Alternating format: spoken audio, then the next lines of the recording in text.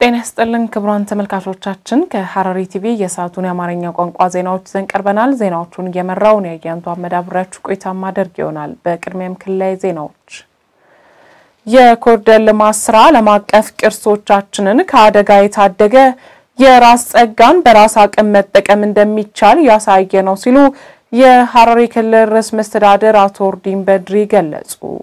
በሐረሪ ክልል የኮሪደር ልማት ስራዎች ለተሳተፉ አካላትና ተቋማት የእውቅናና ሽልማት መርሃ ግብር ተካሂዷል። ሲሳይ ዘሪሁን በዝርዝር ያቀርበዋል። እንግዲህ በኮሪደር ልማት ስራው በርካታ ሰዎች እዚህ የሚያጋላችሁ ከማንም በላይ ግንባር ቀደም እውቅናና ምስጋና የሚገባው በሙሉ ፈቃደኝነት ይዞታውን ገንዘቡን ጉልበቱንና ዕውቀቱን የሰጠው መላው የክልላችን ህዝብ ነው። በሐረሪ ክልል የኮሪደር ልማት ስራዎች ለተሳተፉ አካላትና ተቋማት የእውቅናና ሽልማት መርሃ ግብር ተበርክቶላቸዋል። በክልሉ ርዕሰ መስተዳድር ጽሕፈት ቤት በተዘጋጀው መርሃ ግብር የፌደራልና የክልል ተቋማት እውቅናን ተሰጥቷቸዋል። የክልል ተቋማት እንዲሁም የተለያዩ ማህበራትና አደረጃጀቶች እውቅና ተሰጥቷቸዋል። በመርሃ ግብሩ መልእክት ያስተላለፉት የሐረሪ ክልል ርዕሰ መስተዳድር አቶ ኦርዲን በድሪ በክልሉ የተመዘገበው ውጤታማ የኮሪደር ልማት ስራ ዓለም አቀፍ ቅርሶቻችንን ከአደጋ የታደገ የራስን ጸጋ በራስ አቅም መጠቀም እንደሚቻል ያሳየ ተሞክሮ መሆን የሚችል ስራ ነው ብለዋል። በተጨማሪም ዓለም አቀፍ ቅርሶቻችን ተንከባካቢ በማጣት ለአደጋ ተጋልጠው የነበረ ቢሆንም የአመራሩ ቁርጠኝነትና አንድነት እንዲሁም የክልሉ ማህበረሰብ ተሳትፎ መልሶ በማልማት አበረታች ውጤት ተመዝግቧል ነው ያሉት።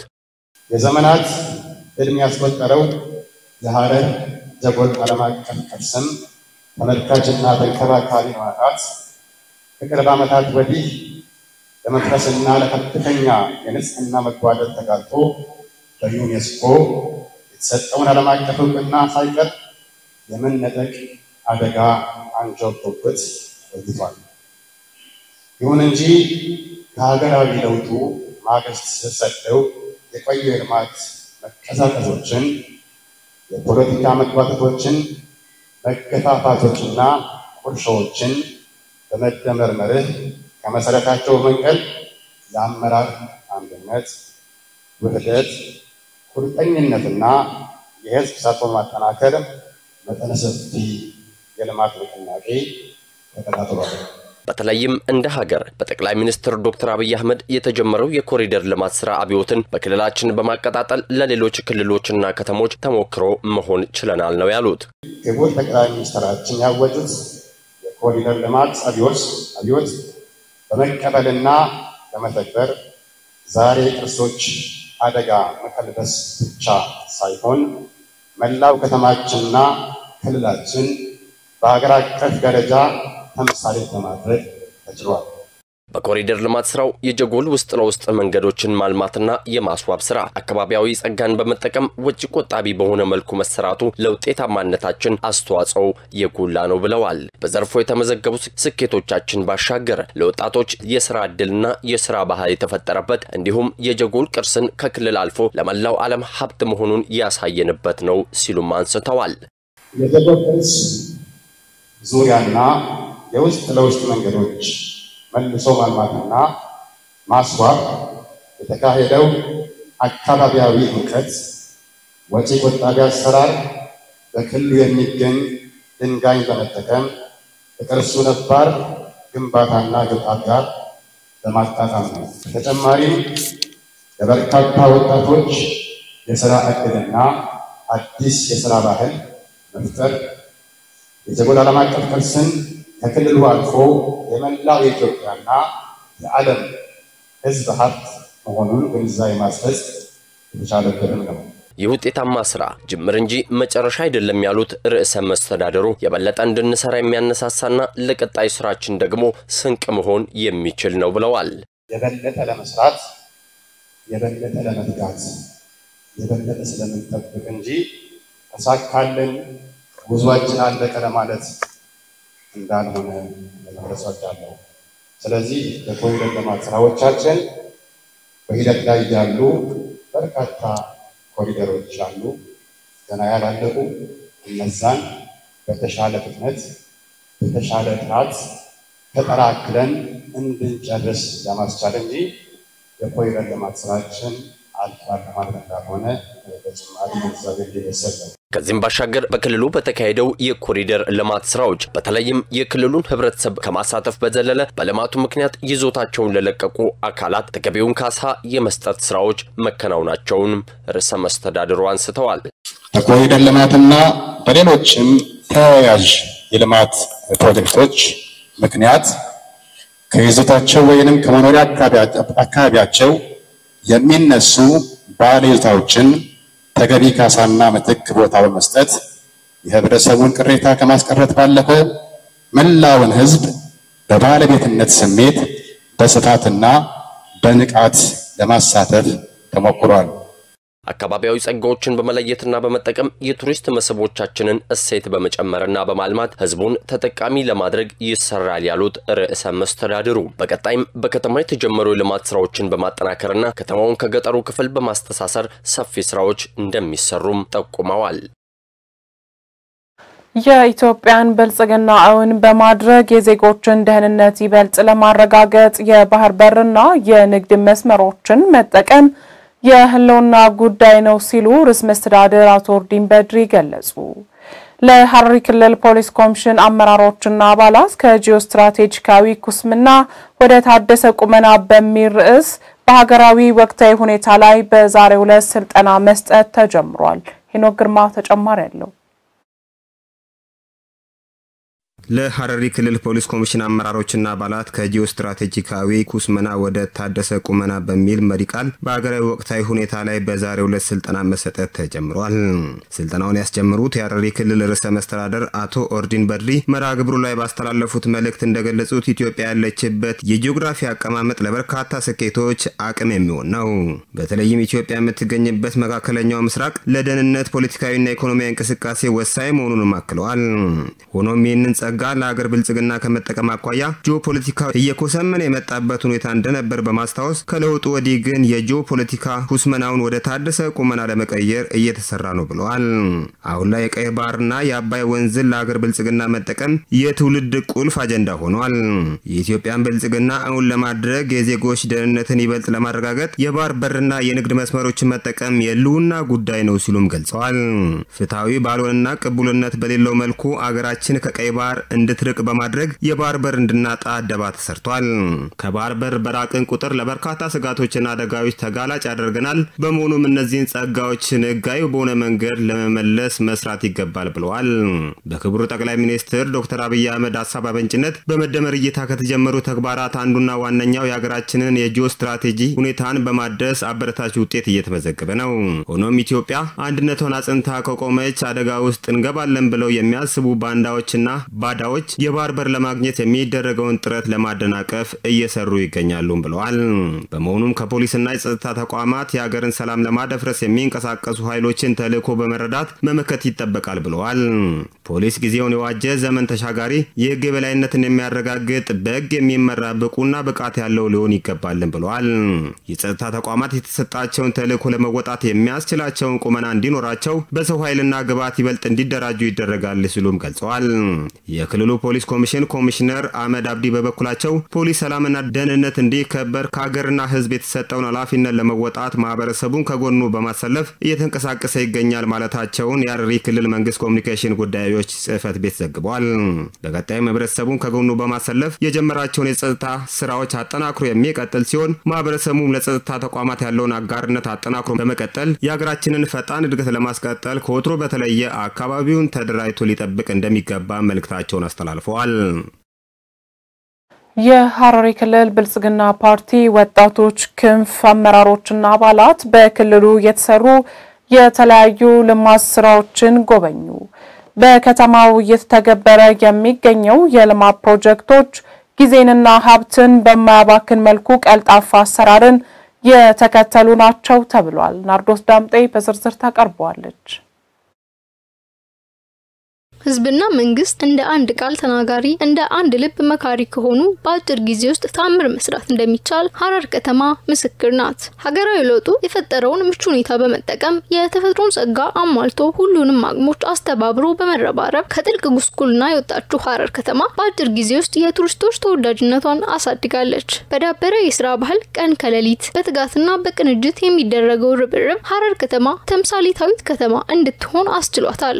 የሐረር ከተማ ተምሳሌታዊ ሁለንተናዊ ብልጽግናን የማረጋገጥ ጉዞ ብልጽግና እንደ ፓርቲ መንግስትም እንደ መንግስት ቃልም በተግባር የመተርጎም ባህልን እየገነቡ መሆናቸውን የሚያረጋግጥ ነው። የህዝባችንን የኑሮ ደረጃ ከፍ ያደረገውና የሐረር ከተማ ተወዳዳሪነት በእጅጉ ያሻሻለውን የኮሪደር ልማታችንን በከተማችን በውጤታማነት በመተግበሩ እንደ ሀገር የበርካታ ከተሞች ገጽታ እንዲቀየር ተነሳሽነትን ፈጥሯል። በከተማው እየተተገበረ የሚገኘው የልማት ፕሮጀክቶችን ጊዜንና ሀብትን በማያባክን ቀልጣፋ አሰራር በጥብቅ ድጋፍና ክትትል በጥራትና በፍጥነት በማጠናቀቅ እየተገነባ ያለው አዲስ የሥራ ባህልም ይበልጥ ሊሰፋ የሚገባው አራያነት ያለው ተግባር ነው። የክልሉ የብልጽግና ፓርቲ ወጣቶች ክንፍ አመራሮችና አባላት በየቀኑ እየፈካች የሁላችንንም ኩራት የሆነችውን የከተማችንን የልማት እንቅስቃሴዎች ተዘዋውረው ጎብኝተዋል። ሐረር እየተሳተፈችበት ያለው 10ኛው የከተሞች ፎረም እንደቀጠለ ነው። የሐረር ከተማ እየተሳተፈችበት ያለውና በአፋር ሰመራ እየተካሄደ የሚገኘው 10ኛው የከተሞች ፎረም እንደቀጠለ ይገኛል። በፎረሙ የሐረር ከተማን በመወከል ልኡካን ቡድን የተዘጋጀ የሐረር ከተማ ሁለንተናዊ ሴቶችና አቅምን ከከተማው እድገት ደረጃ አንፃር የሚያስቃኙ ስራና ውጤቶች ማሳያ ቀርቦ እየተጎበኙ ይገኛል። እንዲሁም የሐረር ከተማ ልዩ መገለጫ ሴትና የከተማ እድገት አቅምን የሚያመለክቱ ስራዎች ስብስብን የያዘ ማስታወሻ ለሌሎች ከተማ ተወካይ ልኡካን በስጦታ መልክ መበርከቱን ከሐረሪ ክልል ከተማ ልማትና ኮንስትራክሽን ቢሮ የተገኘው መረጃ ያመለክታል። የድሬዳዋ ከተማ መስተዳድር የፖለቲካ ፓርቲዎች የጋራ ምክር ቤት ልኡካን ቡድን አባላት ከሐረሪ ክልል የፖለቲካ ፓርቲ የጋራ ምክር ቤት ጋር የልምድ ልውውጥ አድርገዋል። የሐረሪ ክልል የፖለቲካ ፓርቲዎች የጋራ ምክር ቤት ሰብሳቢ አቶ ሐሰን አብዲ የክልሉን የፖለቲካ ፓርቲዎች ከምስረታው ጀምሮ የተሰራውን ስራ ለድሬዳዋ ከተማ መስተዳድር የፖለቲካ ፓርቲዎች የጋራ ምክር ቤት አባላት አቅርበዋል። የድሬዳዋ ከተማ መስተዳድር የፖለቲካ ፓርቲዎች የጋራ ምክር ቤት አባላት በበኩላቸው ለተደረገላቸው አቀባበል ምስጋና በማቅረብ በልምድ ልውውጥ ትልቅ ትምህርት መቅሰማቸውን ተናግረዋል። ሴቶችና አካል ጉዳተኞች በፖለቲካው ያላቸውን ተሳትፎ ለማሳደግ በትኩረት መስራት እንዳለበትም አክለዋል። ከድሬዳዋ ከተማ አስተዳደር የፖለቲካ ፓርቲዎች የጋራ ምክር ቤት አባላት ለተነሱ ጥያቄዎች በክልሉ የፖለቲካ ፓርቲዎች የጋራ ምክር ቤት አባላት ምላሽና ማብራሪያ ተሰጥቷል። ዘገባው ያብስራ አሰግድ ነው። የክልሉ የልማት ስራዎች የሚበረታቱና በተሞክሮነት የሚወሰዱ መሆናቸውን የድሬዳዋ መስተዳድር የፖለቲካ ፓርቲዎች የጋራ ምክር ቤት ልኡካን ቡድን አባላት ገለጹ። የድሬዳዋ አስተዳደር የፖለቲካ ፓርቲዎች የጋራ ምክር ቤት ልኡካን ቡድን አባላት በሐረሪ ክልል የተከናወኑ የኮሪደር ልማት ስራዎችን ተዘዋውረው ጎብኝተዋል። አብስራ አሰግድ በዝርዝር ታቀርባለች። የድሬዳዋ አስተዳደር የፖለቲካ ፓርቲዎች የጋራ ምክር ቤት ልኡካን ቡድን አባላት በሐረሪ ክልል የተከናወኑ የኮሪደር ልማት ስራዎችን ተዘዋውረው ጎብኝተዋል። በጉብኝቱም የጀጎል የውስጥ ለውስጥ የልማት ስራዎች፣ የአባድር ፕላዛ የፕሮጀክት ግንባታ፣ የኑር ፕላዛን ጨምሮ በክልሉ የተሰሩና እየተሰሩ ያሉ የኮሪደር ልማት ስራዎች ይገኙበታል። የድሬዳዋ የፖለቲካ ፓርቲዎች የጋራ ምክር ቤት ሰብሳቢ የሆኑት አቶ ዮናስ በድሩ በክልሉ የተከናወኑና እየተከናወኑ ያሉ የልማት ስራዎች ከተማዋ ከእይታ አልፎ ለኑሮ ተመራጭ እንድትሆን አስችሏል ብለዋል። ቀደም ሲል የሐረር ከተማ መልካም ገጽታ ደብዝዞ እንደነበር የገለጹት አቶ ዮናስ አሁን ላይ ግን በተሰራው ስራ ከፍተኛ የሆነ ለውጦች የታዩበት መሆኑን በጉብኝት መመልከታቸውን አክለዋል።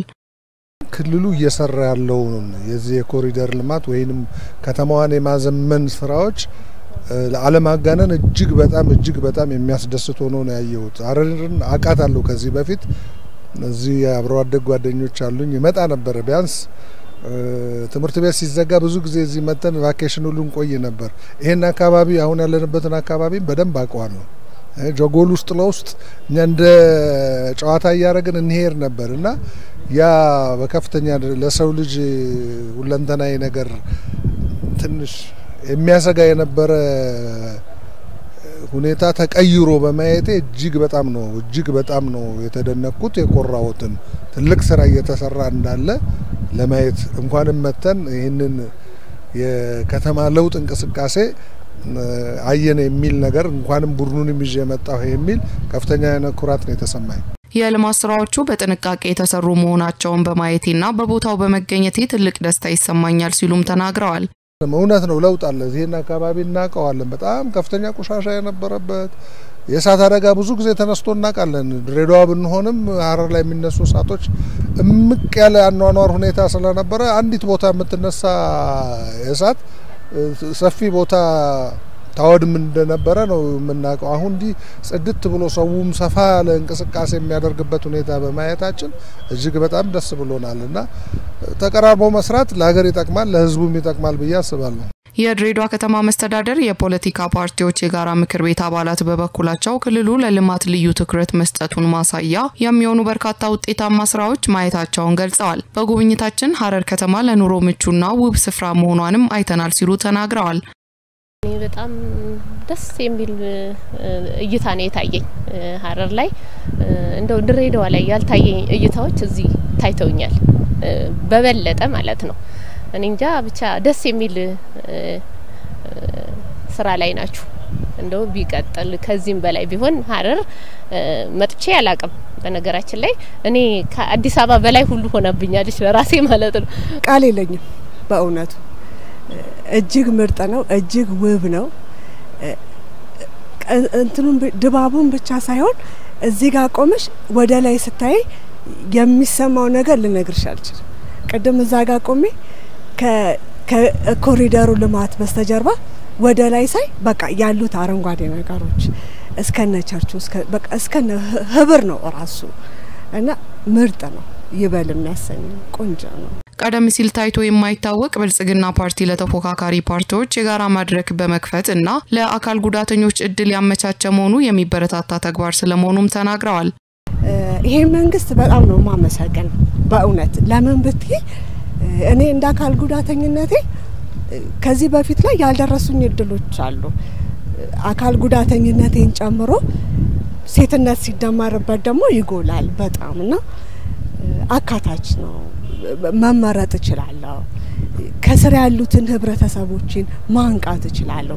ቤት ውስጥ ያልተቀመጡትን የተቀመጡትን አካል ጉዳተኞች ማውጣት እችላለሁ።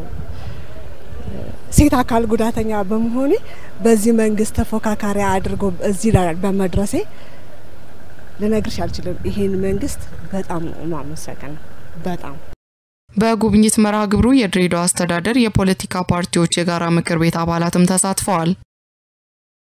በሶፊ ወረዳ መስተዳድር እየተሰሩ ያሉ የልማት ስራዎች አበረታች ውጤት እያስገኙ መሆናቸው ተገለጸ። በወረዳው የኮሪደር ልማትና የግብርና ልማት ስራዎች ጉብኝት ተካሂዷል። ዘገባው የጌትነት ዘውዴ ነው። ናርዶስ ዳምጤ ተጨማሪ አላት። በሐረሪ ክልል ሶፊ ወረዳ መስተዳድር የተሰሩ ያሉ የኮሪደር ልማትና ግብርና ልማት ስራዎች ጉብኝት ተካሂዷል። በወረዳው የተሰሩ ካሉት የልማት ስራዎች የዶሮ እርባታ፣ የከብት እርባታ፣ የማር ኢኒሼቲቭ፣ በመስኖ እየለሙ ያሉ አትክልቶችና የገጠር ኮሪደር ልማት ስራዎች ጉብኝት አካል ነበሩ። የሶፊ ወረዳ ዋና አስተዳዳሪ አቶ አብዲ አወል በገጠር ኮሪደር ልማት የሚገነቡ 2 ሞዴል ቤቶች በቅርቡ ተጠናቀው እንደሚተላለፉም ተናግረዋል። ከዚህ ተሞክሮ በመውሰድ አርሶ አደሮች መሰል ቤቶች እንዲገነቡ ድጋፍ የሚደረግላቸው መሆኑንም ገልጸዋል። ሊምሶማ አና ሶፊ አኩማ ቤከሙ ሚሶሚ አካናኖ ከኛትቲ በአሁኑ በተጨባጭ ሁኔታ በወረዳችን እየተከናወኑት ያሉት የልማት ስራዎች ውስጥ አንዱና ዋነኛው አርሶ አደሩ ኑሮ ለመቀየር በማሳ ላይ በእጥፍ ምርት እንዲያመርት እየተሰራ ነው። የማሽላ ምርጥ ዘር ለአርሶ አደሩ በማሳው ላይ እንዲደርስ በመደረጉ በአሁኑ ወቅት ምርቱ በጥሩ ሁኔታ ላይ ይገኛል። ወጣቶችን በማደራጀት በዶሮ እርባታ እንዲሰማሩ በማድረግ የዶሮ ቤት ማርቢያ እየተጠናቀቀ ይገኛል። 2 ሞዴል ቤት በመገንባት ለአርሶ አደሩ ለማስተላለፍ እየተሰራ ነው። የአካባቢው አርሶ አደሮች ይህንን ቤት ምሳሌ በማድረግ ለማሰማራት አርሶ አደሮቹን እገዛ እናደርጋለን። خلرا برنوتا فدوتي غرف ودرات اكوجين ببلتو ኩኒስ ደለጋማ ጅራ የወረዳ ምክትል አስተዳዳሪ አቶ ሳቢት መሐመድ ለስራ አጥ ወጣቶች በዶሮና በአሳ እርባታ ላይ አጫጭር ስልጠናዎችን በመስጠት የተሰራ መሆኑን ተናግረዋል። በወረዳው የተሰራ ያለው መሰረተ ልማት በተሻለ ፍጥነት ተጠናቆ ለአገልግሎት ክፍት እንዲሆን አስፈላጊው ድጋፍና ቁጥጥር እንደሚደረግም አክለው ገልጸዋል። ከወሊ ገላት ያለ ሆጂ የሮማንተና ሆጂ ተማጅሮ ሆና ሆጂ ወልቀበቴ አከባሪ እንደ መንግስት ስራ የሌላቸው ወጣቶችን በተለያዩ ስራዎች ላይ በማሰማራት እንዲሰሩ እየተደረገ ነው። በእኛም ወረዳ አጫጭር ስልጠናዎችን እንደ ዶሮ እርባታ፣ ንብ በማነብ ለወጣቶቹ አጫጭር ስልጠናዎችን በመስጠት ስራ ለማስጀመር ዝግጅታችንን ጨርሰናል። ለወጣቶቹ ብድር በመስጠት ተደራጅተው መስራት የሚፈልጉትን ስራ እንዲሰሩ ተደርጓል። ቺባዬ አላንጋሪ ተረጀራ ካናጨምስነ ካለተፈፍኑ ታጀቹራ የሰፊ ወረዳ ግብርና ጽህፈት ቤት ኃላፊ አቶ ጃፈር ከድር በኩላቸው ከ3000 በላይ ዶሮዎችን ለማራባት እየተገነባ ያለው የዶሮ እርባታ ማዕከል ሲጠናቀቅ ለ30 ወጣቶች ስራ ዕድል ይፈጥራልን ብለዋል። የኑሮ ውድነት ለማቃለልም በወረዳው የሚገኙ አርሶ አደሮችን በማደራጀት ሽንኩርትና ቲማቲም እንዲያቀርቡና ተጠቃሚም እንዲሆኑ እየተሰራ መሆኑን ገልጸዋል። መንጉናማ ደርገይዘ ሆጂ ደባ አካርዳ ከነትጅሩ ወረበረቴ በዚህ አካባቢ የተገነባ ያለው የዶሮ እርባታ ኢኒሼቲቭ 96% ተጠናቋል። ወጣቶቹ ሙሉ ማህድ በዶሮ እርባታ እንዲሰማሩ ስራዎች እየተሰራ ነው። በቅርብ ጊዜ ዶሮዎቹን በማምጣት ስራ እንጀምራለን። ከሮራ ከነቀበኔ ሁጂረ ኦልቹፍ ኮፒቱ ምርጅሬቹ ጉብኝቱ ላይ የሰፊ ወረዳ አስተዳዳሪ አቶ አብዲ አወል፣ የወረዳው ምክትል አስተዳዳሪ አቶ ሳቢት መሐመድ፣ የወረዳው ብልጽግና ፓርቲ ጽህፈት ቤት ኃላፊ አፈንዲ አብዲ፣ የወረዳው ግብርና ጽህፈት ቤት ኃላፊ ጃፈር ከድርና ሌሎች የወረዳው አመራሮችም ተገኝተዋል። በምስራቅ ሐረርጌ ዞን በኩታ ገጠም ተዘርተው ለአጨዳ የደረሱ ሰብሎችን የመሰብሰብ ስራ ማካሄድ ተጀመረ። በዞኑ በኩታ ገጠም ተዘርተው ለአጨዳ የደረሱ የስንዴ ምርቶችና ሌሎች የሰብል ምርቶችን በወቅቱ በመሰብሰብ ብክነትን ለመቀነስ እንደሚያስችል ተነግሯል። ምስጋና ኃይሉ በዝርዝር ያቀርበዋል። በጭናክሰን ጌላ ወረዳ በመንገኘት የስንዴ አጨዳውን ያስጀመሩት የምስራቅ ሐረርጌ ዞን ዋና አስተዳዳሪ ወይዘሮ ሚስኪ መሐመድ እንደተናገሩት የደረሱ ሰብሎችን ከብክነት ለመከላከል በወቅቱ መሰብሰብ አስፈላጊ ነው ብሏል። አሁን የተጀመረው ስራ በዚህ አካባቢ ይሳካል ብለን እንገምታለን። ለዚህ ደግሞ ሰፊ መሬትና ግንባር ቀደም አርሶ አደሮች አለን። የደረሱ አዝርቶች ላይ የሚሰራ ስራ ብክነትን በማያስከትል መልኩ መሰብሰብ ሲባል ምርቱ ለጥቅም እስኪውል ድረስ ዘመናዊ አሰራር ሰንሰለቱን ጠብቆ መሆን ይኖርበታል ሲሉም ተናግረዋል። የምስራቅ ሐረርጌ ዞን የ2017-18 የምርት ዘመን 506668 ሄክታር መሬትን በምርት ለመሸፈን አቅዶ 501000 ሄክታር በአዝርት መሸፈኑን የገለጹት ደግሞ የዞኑ ግብርና ጽህፈት ቤት ኃላፊ አቶ አብዲ አህመድ ናቸው። በሄክታር ከ12 በታች ያገኘነው ምርት የለም። በዚህ የምርት ዘመን በሄክታር ከ12 ኩንታል በላይ ተገኝቷል። ይህም ትልቅ ውጤት ነው። በምርት ዘመኑ በስንዴ ምርት ላይ በተሰራም ስራም 62626.3 ሄክታር መሬት ላይ ስንዴ ለማምረት ታቅዶ 91768 ሄክታር ላይ የለማ መሆኑን አውስተዋል። አሁን ደግሞ የደረሰውን ሰብል ያጨዳና የመሰብሰብ ስራ ተጀምሯል ብሏል። በበጀት ዓመቱ በእቅድ ከተያዘው ሲነጻጸር 146 እጅ ከፍ ያለ መሆኑንም ጠቁሟል። የዞኑ ግብርና ጽህፈት ቤት እንደገለጸው በጭናክሰን ወረዳ በኩታ ገጠም ተዘርቶ ለአጨዳ የደረሰው ስንዴ የመሰብሰብ ስራ በዘመናዊ ኮምባይነሮችና ማሽነሪዎች የታገዘ ነው። በኩታ ገጠም ስንዴ ልማት ስራውም 360 ሺህ አርሶ አደሮች ተሳታፊ መሆናቸው ታውቋል።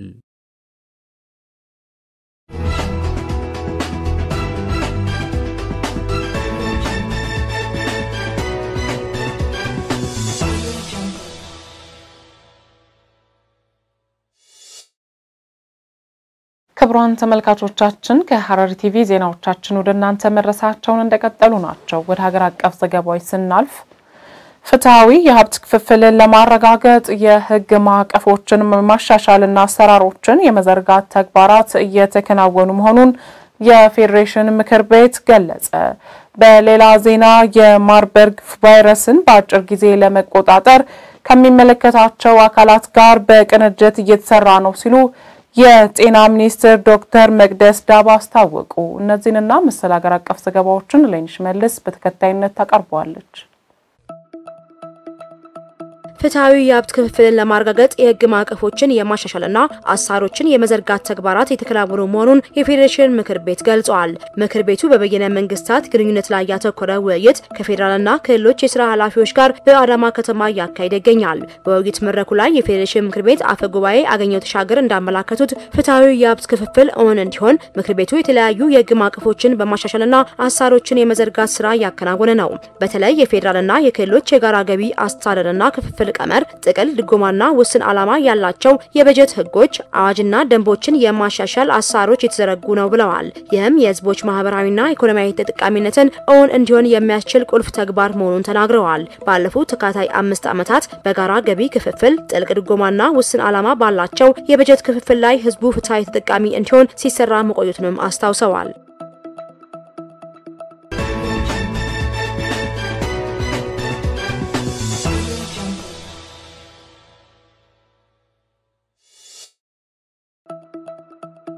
የማርበርግ ቫይረስን በአጭር ጊዜ ለመቋጠር ከሚመለከታቸው አካላት ጋር በቅንጅት እየተሰራ ነው ሲሉ የጤና ሚኒስትር ዶክተር መቅደስ ዳባ አስታወቁ።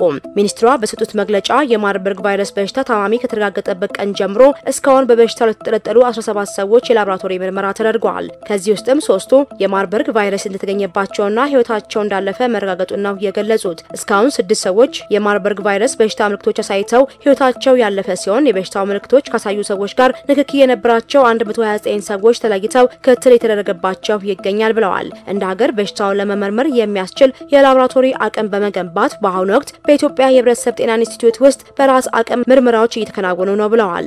በሽታው በተከሰተባቸው አካባቢዎች የተደራጀ የለይቶ ማቆያና ማከሚያ ማዕከላት የተቋቋመ ሲሆን በሌሎች ክልሎች ደግሞ በሽታው ቢከሰት ለማከም የሚያስችል ዝግጅት የተደረገ ይገኛል። ዶክተር መቅደስ የበሽታውን ምልክቶች የሚያሳይ ማንኛውም ሰው በወቅቱ ወደ ሕክምና ተቋማት በመሄድ የላቦራቶሪ ምርመራ ማድረግ እንዳለበት አሳስበዋል። የበሽታው ምልክቶች ከፍተኛ ትኩሳት፣ ብርድ ማለትና ራስ ምታት፣ የጡንቻና የጀርባ ህመም፣ ማቅለሽለሽ፣ የሆድ ህመምና ተቅማጥ፣ ደረት፣ ጀርባና ሆድ ላይ በጣም ጎልቶ የሚታይ ሽፍታ እንዲሁም ከአፍ ካፍንጫ ወይም ከቆዳ ስር ደም መፍሰስ ናቸው።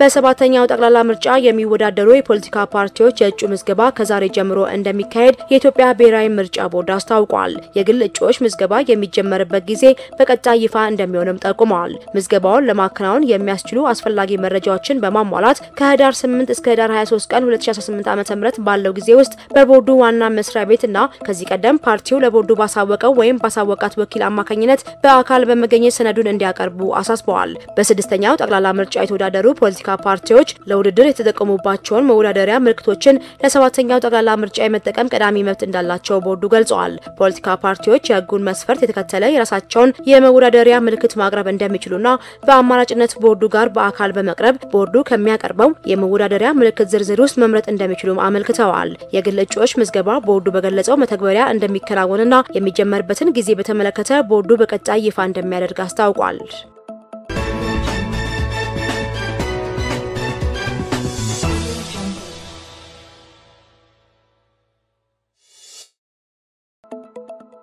ለሃያኛው የብሔሮች ብሔረሰቦችና ህዝቦች ቀን አከባበር ወደ ማዕከላዊ ኢትዮጵያ ክልል ለሚመጡ እንግዶች የቱሪዝም መስህቦችን ለማስጎብኘት ዝግጅት መደረጉን የክልሉ ባህልና ቱሪዝም ቢሮ ገልጿል። ቀኑ በክልሉ መከበሩ ተፈጥሯዊ፣ ታሪካዊና ባህላዊ የቱሪዝም መስህቦችን ለማስተዋወቅ እንደሚጠቅምም የክልሉ ባህልና ቱሪዝም ቢሮ ምክትልና የቱሪዝም ዘርፍ ኃላፊ መሐመድ ኑሪ ሳሊያ ተናግረዋል።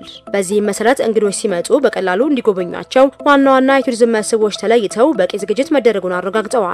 የተለዩት መዳረሻዎችም ጥያ ዓለም አቀፍ መካነ ቅርስ፣ ምድረ ከብድ አቦ ገዳም፣ የስልጤ ሙዚየም፣ ሀረ ሸይጣን ሐይቅ፣ አርቶ ፍልውሃ፣ ሴራ ፌስቲቫል፣ መጨፈራ ሐይቅ፣ ወገና የከብቶች ቆጠራ ስርዓት፣ ሀምበሪቾ 777 ኢኮቱሪዝምና ሶሪቶ ዋሻ መሆናቸውን ገልጸዋል። በተጨማሪም የባህል ምግቦችና አለባበስን እንግዶች በሚያልፉበትና በሚያርፉበት ለማስተዋወቅ ትኩረት መሰጠቱን አስታውቀዋል። ሆቴሎችና የእንግዳ ማረፊያዎችን ጨምሮ አገልግሎት ሰጪ ተቋማት በክልሉ የእንግዳ ተቀባይነት ባህል እንግዶችን ለመቀበል መዘጋጀታቸውን አቶ መሐመድ ኑሪ አረጋግጠዋል።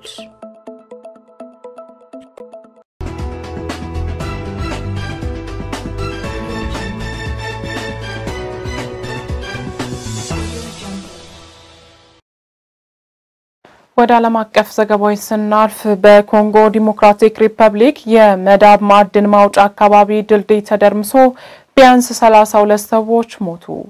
የክልሉ የውስጥ ጉዳይ ሚኒስትር ሮይካምባ ማዮንዴ እንደተናገሩት አደጋው የተከሰተው ህገወጥ ማዕድን ቆፋሪዎች በችኮላ ጊዜያዊ ድልድይ ለመሻገር በመሞከራቸው ሲሆን ድልድዩ ተደርምሶ በጎርፍ ወደ ተሞላ ጉድጓድ ውስጥ ወድቀዋል። ሚኒስትሩ አክለውም በማዕድን ማውጫው አካባቢ በሚጥለው ከባድ ዝናብና የመሬት መንሸራተት አደጋ ምክንያት ጥብቅ እገዳ ቢጣልም ህገወጥ አውጪዎቹ በኃይል ወደ ስፍራው ገብተዋል። ማዮንዴ ለደረሰው አደጋ ተጠያቂ የሆኑትን ለመለየት ምርመራ መጀመሩን አረጋግጠዋል። የአካባቢው መገናኛ ብዙሃን በካላንዶ ማዕድን ማውጫ በተከሰተ ድንገተኛ አደጋ የሟቾች ቁጥር እስከ 70 ሊደርስ እንደሚችል የዘገቡ ሲሆን ብዛት ያላቸው ሰራተኞች በፍርስራሽ ውስጥ ሊኖሩ ይችላሉ በሚል ስጋት የነፍስ አድንና የአደጋ ጊዜ ሰራተኞች ህይወት የማዳን ፍለጋቸውን ቀጥለዋል። ዩኬ ህገወጥ ስደተኞች በፍጥነት ከሀገር የሚወጡበትን ስርዓት ልታስተዋውቅ ነው። በተጨማሪም ዩናይትድ ኪንግደም ውስጥ በቋሚነት ለመኖር ለማመልከት 20 ዓመት መቆየት ይጠበቅባቸዋል ተብሏል። ዘገባው የቢቢሲ ነው። ባህር ጠንክር ተጨማሪ ያለው